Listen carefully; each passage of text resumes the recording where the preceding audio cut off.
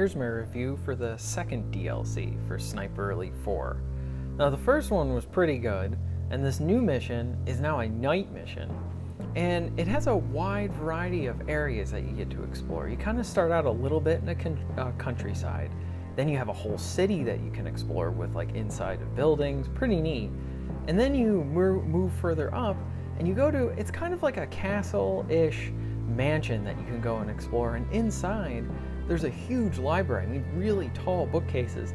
It's really neat because it kind of reminds me of that really awesome action scene in the archives in GoldenEye, the James Bond movie. Really awesome movie.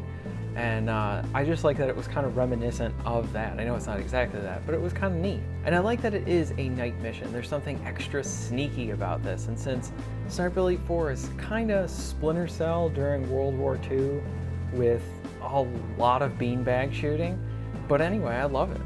And here you also get nice side missions with it too. The city's full of nooks and crannies to explore, to exploit the enemies, to try and play it the way you want to play it. That's what I've always really loved about, especially Sniper Elite 4, is you really can play it the way you want to play it. And the game doesn't really penalize you for it. It's like, oh, you want to go in there and shoot everybody? Sure. You want to go in there and just kill a couple people, sneak around, beat them with rocks a bunch of the times? Whatever you want, whatever makes you happy, Sniper Elite 4, it's there for you. The environment also has these really awesome towers to ascend while you're in the city, because it's a city mansion area, but it's surrounded by these really cool Helm's Deep medieval style walls that you can climb. And I don't know, I really enjoy the architecture and how the environment looks. This adds some really cool variety and variability to the campaign missions that we were provided already in the game. I really like the courtyard that's within the mansion grounds. It's a great area to pick off soldiers from. But yet again, this is another great piece of DLC. Lots of replay value here, lots of different ways to tackle your objective. If you've played Sniper Elite 4, you know what you're getting into. It is more of the same, just like the last piece of DLC, but it's a great piece of DLC too.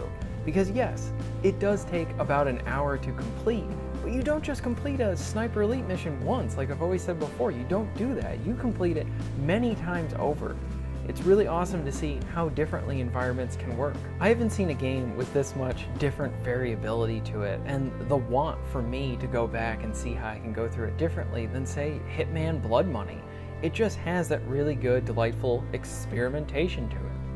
Yeah, experimentation. Now I do want to end on this, is one thing that I have really particularly enjoyed about the Season Pass content is how these are new missions. Yeah, they might be in slightly familiar settings where it's, oh, it's another night mission or it's another snow mission, but it's not just that. Yes, it's another night mission, but in an area that we haven't really explored. We haven't explored a city, which is then encompassed by these walls, which then has this huge mansion, which has this awesome library. They really provide these new environments to us through the Season Pass, where we've seen developers time and time again give us sort of rehashed content for Season Pass content.